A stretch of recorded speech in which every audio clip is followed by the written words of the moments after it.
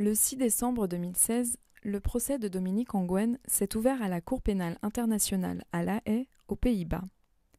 Dominique Ongwen, commandant allégué au sein de la brigade Signa de l'armée de résistance du Seigneur, ARS, est accusé de 70 chefs de crimes contre l'humanité et des crimes de guerre qui auraient été commis lors d'attaques contre les camps de déplacés à Lokoudi, Padjoulé, Odek et Abok entre octobre 2003 et juin 2004. Ce procès concerne la violence et la misère qui ont entaché la vie de millions de personnes qui habitaient dans le nord de l'Ouganda, des civils ordinaires qui ne souhaitaient rien d'autre que de vivre leur vie en paix, n'ont plus pu habiter dans les villages dans lesquels ils étaient nés et avaient grandi. Le bureau du procureur allègue qu'au moins depuis le 1er juillet 2002 et jusqu'au 31 décembre 2005, Dominique Ongwen, Joseph Kony et d'autres commandants de la brigade Signa faisaient partie d'un plan commun pour enlever des femmes et des filles dans le nord de l'Ouganda, qui ont ensuite été utilisées comme épouses forcées et esclaves sexuelles, torturées, violées et contraintes de servir comme domestiques, et pour également avoir enrôlé et utilisé des enfants de moins de 15 ans et les faire participer activement à des hostilités. L'accusé a plaidé non coupable de tous les chefs d'accusation. Est-ce que vous reconnaissez votre culpabilité concernant les charges qui pèsent contre vous? Au nom de Dieu, je réfute toutes les charges concernant cette guerre dans le nord de l'Ouganda. Une deuxième la question donc est que vous déclarez être non coupable des charges qui pèsent contre vous. Yes. Oui. Les procédures de la CPI sont régies par le statut de Rome et tous les textes juridiques adoptés par les États parties. Les 3 juges composant la chambre de première instance sont le juge Bertram Schmidt, le juge Peter Kovacs et le juge Raoul Pangalangan. Ils sont chargés de mener des procédures équitables et rapides dans le plein respect des droits de l'accusé et de la protection des victimes et des témoins. Tout au long du procès, ils guident les procédures en veillant à ce que les lois soient respectées en tout temps et, en fin de compte, en fonction des preuves présentées par le bureau du procureur et par la défense, et en tenant pleinement compte des droits des victimes, les juges décideront si Dominique Ongwen est innocent ou coupable des crimes dont il est accusé. Le bureau du procureur a appelé son premier témoin le 16 janvier 2017, marquant le début de la présentation des preuves du procureur. Il tient à fournir divers éléments de preuve, notamment des communications radio, des témoignages de divers témoins, des rapports d'expertise médico-légale, ainsi que des photographies, vidéos et autres preuves documentaires. L'expert Tim Allen, premier témoin pour le bureau du procureur, a déposé le 16 janvier 2017. Il est professeur d'anthropologie du développement à la London School of Economics et a vécu pendant de nombreuses années au Sud-Soudan et au nord de l'Ouganda. Il a produit pour le bureau du procureur un rapport sur les origines et les objectifs de l'armée de résistance du Seigneur, ARS, ainsi que sur l'impact que celle-ci a pu avoir sur la population civile. Il y a toujours eu une certaine ambiguïté autour des membres de l'ARS. Comme je l'ai indiqué précédemment, les tactiques militaires de l'ARS étaient différentes de celles du mouvement de l'Esprit Saint, du Holy Spirit Movement. L'ARS a toujours utilisé des petites unités à des fins militaires, souvent intervenant de manière autonome les unes des autres. En outre, l'ARS a enlevé des gens, les gens ont été attirés par l'ARS en grand nombre, surtout lorsque l'ARS était basée au Sud-Soudan et qu'elle bénéficiait du soutien du gouvernement de Khartoum. Un nombre important de gens vivaient avec l'ARS et ça donnait des activités agricoles, etc. Il y a toujours eu une certaine affinité entre ceux qui avaient rejoint l'ARS, nombre d'entre eux avaient été enlevés, et d'autres qui participaient au combat. le nombre de ceux qui avaient pris part à des campagnes militaires. Et là, je les situe entre 3000 et 4000 au moment le plus fort de l'ARS. Joseph Kony et ses commandants connaissaient bien les méthodes de guérilla et se sont partagés en petites unités et ont pu donc continuer leurs opérations dans le nord de l'Ouganda où ils n'avaient pas été très actifs dans le passé. Ils l'ont fait à partir de 2002 avec des implications graves pour les populations dans les camps de personnes déplacées. Je n'ai pas les chiffres à l'esprit, mais je crois qu'à la fin des années 90, on peut parler de 800 000 personnes déplacées et se retrouvant dans des camps. 2004, on avait près de 2 millions de personnes déplacées. Enfin, je ne sais pas si on peut vraiment parler de 2 millions, 1,5 million est peut-être plus correct. Les témoins experts sont interrogés dans la salle d'audience par l'accusation ainsi que par la défense. Monsieur Ongwen est représenté par une équipe dirigée par le Conseil de la Défense, Maître Crispus Ayena Odango. La défense mène ses propres enquêtes et a le droit d'interroger les témoins de l'accusation, de présenter ses témoins, ainsi que des documents, des vidéos, des photographies, des cartes et tout autre élément de preuve. Les représentants légaux des victimes peuvent interroger les témoins sur des questions pertinentes pour leurs clients sur décision de la Chambre. Le témoin protégé P0403 a déposé les 18 et 19 janvier 2017 avec des mesures de protection, notamment la distorsion de son image. Le témoin est analyste à la section de l'analyse des situations du bureau du procureur. Sa tâche, au bureau du procureur, relative à l'affaire Ongwen, était de trouver des données pertinentes à l'affaire dans les registres des communications radio de l'ARS qui avaient été interceptées. Il a rédigé un rapport traitant des communications interceptées entre différents membres de l'ARS qui faisait mention des 4 attaques contre les camps de personnes déplacées. Le témoin a déclaré que l'ARS communiquait par radio pour coordonner ses opérations et prévoir des réunions, s'échanger des messages, faire des rapports et mettre à jour les plans d'opération. Selon le témoin, les commandants de l'ARS avaient environ 30 radios et pouvaient communiquer du nord de l'Ouganda jusqu'au Sud-Soudan. Ces radios, a-t-il dit, appartenaient à l'armée ougandaise, à l'ONU et à certaines missions religieuses qui avaient été pillées. Mis à part le tonface, ils utilisaient diverses autres méthodes de codification dans leur communication radio, comme des métaphores.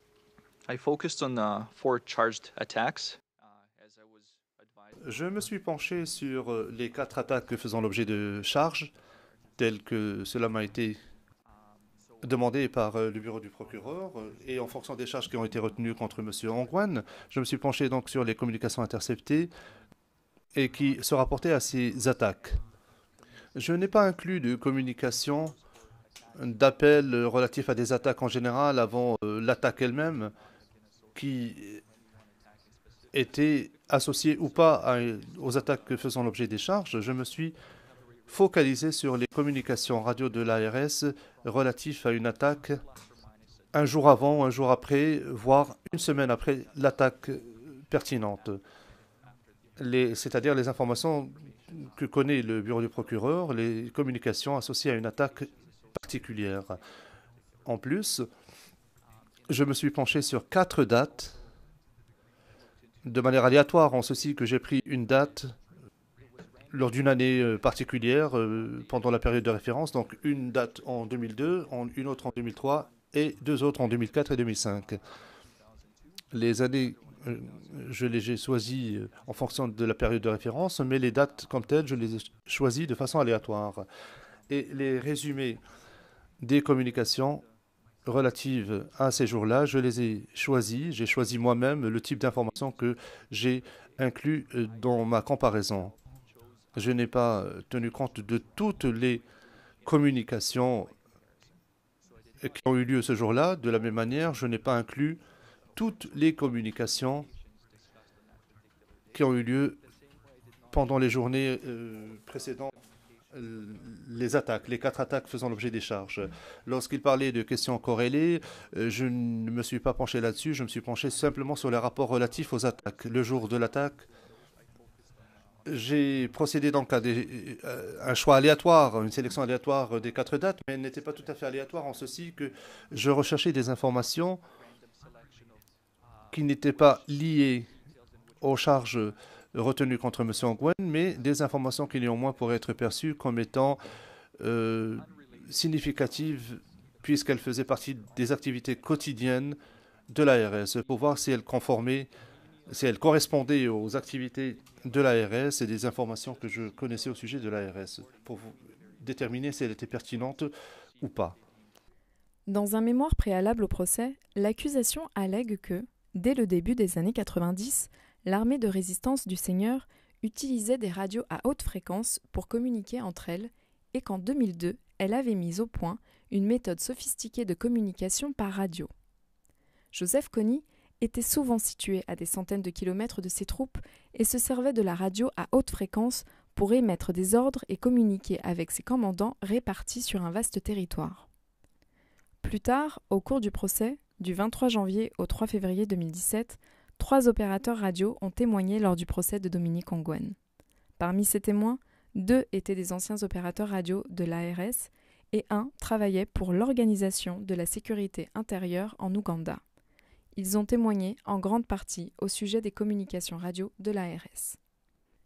Le témoin protégé P0016 a déposé du 23 au 26 janvier 2017 avec des mesures de protection dont la distorsion de son image et l'altération de sa voix. Il a affirmé qu'il était un signaleur, soit un opérateur radio, dans l'ARS. Il a même passé un certain temps comme opérateur radio de la brigade Signa sous le commandement allégué de Dominique Ongwen. Le témoin P0016 a témoigné qu'il avait été enlevé par l'ARS en Ouganda et emmené au Soudan où il a été blessé et ensuite formé pour travailler comme opérateur radio. Nous avons d'abord appris à manipuler la radio et ensuite on nous a appris à brancher la radio, on nous a appris à utiliser les batteries, on nous a appris à ouvrir la radio, à monter les antennes, on nous a appris les codes ABCD. Après cela, nous avons été formés à la création d'un système temps-face, à la réception de messages et à l'utilisation de radio. On nous a demandé à montrer à nos collègues à utiliser la radio, à l'allumer. Après cela, nous avons été affectés à des tâches précises. On vous affectait auprès de quelqu'un qui avait déjà de l'expérience pour que vous puissiez apprendre auprès de cette personne. Mais vous savez, lorsque vous parlez de radio, lorsque vous parlez à la radio, la voix est différente. On vous apprend alors à clarifier la voix, de sorte que si vous êtes en train de parler à la radio et que la voix n'est pas claire, vous pouvez la clarifier pour la reconnaître. Certaines ne l'étaient pas. Kassena, qui nous avait été donné par le gouvernement soudanais, permettait d'entendre la voix au clair. Mais d'autres radios ne changeaient pas, n'altéraient pas la voix des orateurs. Donc il fallait qu'on s'habitue aux différentes voix. Si vous n'avez pas l'habitude d'utiliser la radio, parfois vous avez peur de recevoir un message. Donc on vous apprenait à recevoir des messages. Madame Sarah Kerwigi, conseil des témoins nommé par le greffe de la CPI pour des questions possibles d'auto-incrimination, était aussi présente dans le prétoire.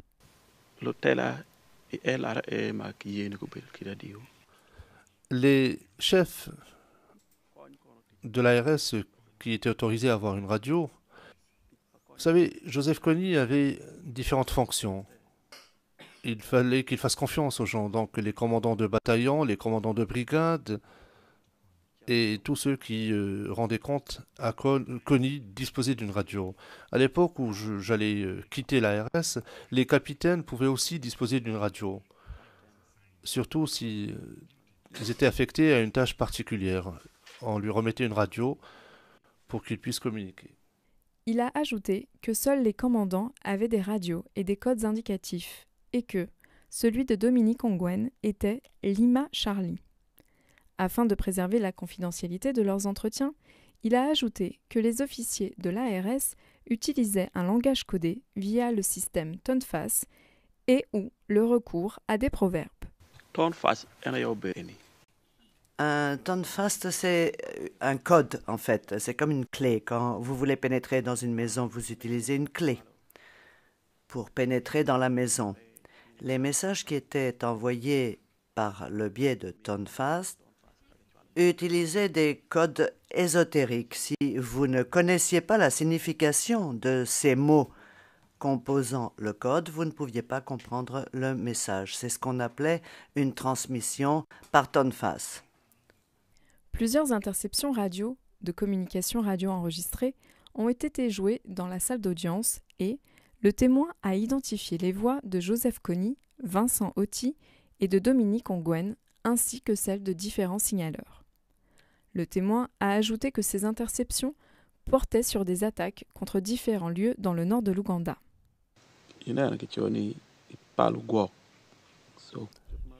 Ici, il est écrit sur l'épaule.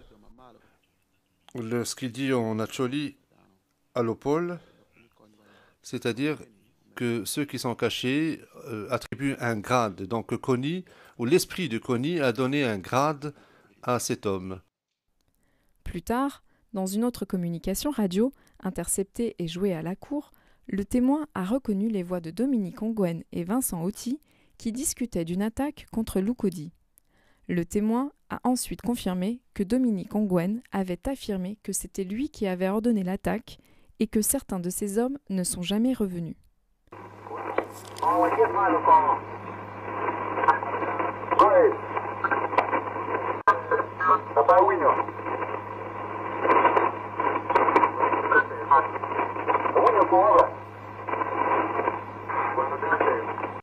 Le témoin a dit que c'était surtout Joseph Kony qui prononçait les ordres à la radio, et en son absence, les ordres venaient de Vincent Auty. Le témoin P0059, qui a déposé du 27 janvier au 1er février 2017, avec les mesures de protection dont la distorsion de son image, était également un signaleur, mais pour l'Organisation de la sécurité intérieure en Ouganda. Selon le mémoire préalable du procureur, il était celui avec le plus d'expérience et ainsi le meilleur intercepteur de l'organisation. Il a écouté les communications radio de l'ARS pendant plus de 10 ans. Le bureau du procureur a recueilli des dossiers de plusieurs opérateurs radio couvrant la période allant de 2002 à 2005. Ces preuves comprennent environ 5000 pages de notes, près de 8000 pages de registres, environ 5000 pages de copies fax, 300 rapports d'intelligence de l'UPDF, 15 rapports d'intelligence policière et 610 enregistrements audio. Le témoin P0059 travaillait dans les casernes de sa division d'infanterie de l'UPDF à Goulou. Il a raconté qu'il travaillait et dormait dans le même bureau afin de pouvoir suivre les communications de l'ARS en tout temps. Tout d'abord, il s'agissait d'informer le gouvernement des plans de l'ARS, des rebelles de l'ARS, de telle sorte que le gouvernement puisse trouver des solutions ou des manières de combattre les activités et de protéger la sécurité des Ougandais. Deuxièmement, lorsque je travaillais, je devais tout transcrire parce que ça nous aiderait à l'avenir. Donc, j'enregistrais tout. Tout ce qui venait de la radio, j'enregistrais cela sur des cassettes. Les voix, c'est probablement ces enregistrements qui font que je suis ici devant vous aujourd'hui. Le témoin P0059 a parlé de son travail quotidien. Chaque jour, il enregistrait les communications radio sur un magnétophone et rédigeait des notes. Il envoyait des rapports par fax au bureau de son organisation à Kampala en prenant note dans le cahier de l'UPDF. Sur un certain nombre de communications radio jouées dans la salle d'audience, le témoin a identifié Joseph Kony, Vincent Auty, Dominique Ongwen, Raska Lokuya et Okot Odhiambo comme étant ceux qui prenaient le plus souvent la parole. Il a dit qu'il reconnaissait leur voix ainsi que leurs indicatifs. Sur l'une de ces interceptions, il a même reconnu les voix de Dominique Ongwen et de Vincent Auty qui discutaient de l'attaque sur Locody. J'ai reconnu la voix de Vincent Auty, j'ai également reconnu la voix de Dominique Ongwen. Auty utilisait l'indicatif TEM. TEM, une abréviation pour témoin et gang, qui est l'indicatif de Ongwen.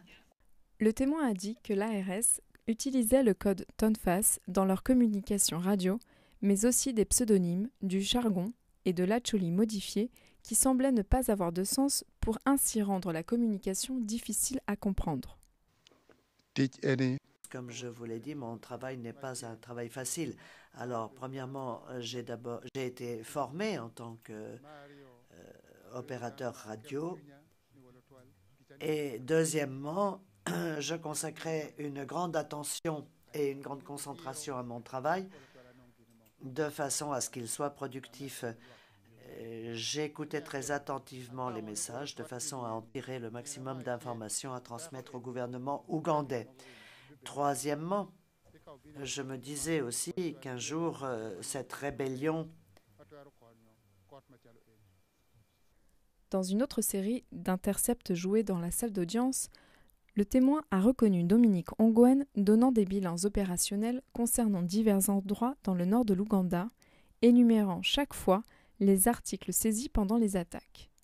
Outre les munitions et les fusils, Ongwen aurait rapporté avoir saisi des bazookas et un diamant, puis un téléphone Motorola et d'autres articles. Joseph Kony lui aurait dit de garder le diamant. Le témoin P0440, ancien opérateur radio de l'ARS, a témoigné avec des mesures de protection de distorsion de son image et l'altération de sa voix du 1er au 3 février 2017. Madame Sarah Karouigi était présente dans la salle d'audience comme conseil juridique des témoins, nommé par le greffe pour les questions possibles d'auto-incrimination. Le témoin P0440 a déposé au sujet de son enlèvement et de son expérience à l'ARS jusqu'en août 2004, date à laquelle il a réussi à s'échapper. Les personnes choisies afin de devenir des radio-opérateurs étaient souvent des personnes qui avaient un certain niveau d'éducation et en tout cas qui savaient lire et écrire. Le témoin a ajouté que Joseph Kony, commandant en chef de l'ARS, était celui qui choisissait le contenu des messages. And once those people have been selected, une fois que la sélection de ces personnes avait été effectuée, quel est le type de formation qui leur était dispensée? La formation qui était proposée concernait la façon de régler une radio, de changer de canal, d'envoyer des messages par radio et aussi de se déplacer vers l'endroit où l'on était censé transmettre les messages. Le témoin a également déclaré que Dominique Ongwen était un des commandants qui suivait couramment les ordres de Kony et qu'à la radio, on l'appelait Temwe Kimbong. Il avait l'idée éventuellement d'enlever des personnes. Alors à ce moment-là, il donnerait l'instruction d'aller chercher de la nourriture. Et puis si il y avait un groupe qui pouvait justement enlever des gens, eh bien il pouvait ensuite faire cela. Il déléguait des commandants subordonnés pour que ceux-ci effectuent la tâche, parce que il ne voulait pas faire le travail à ce moment-là où il n'était pas en mesure de le faire, donc il déléguait cette tâche à des commandants inférieurs. Il a été également demandé aux témoins d'identifier et de résumer les communications radio interceptées.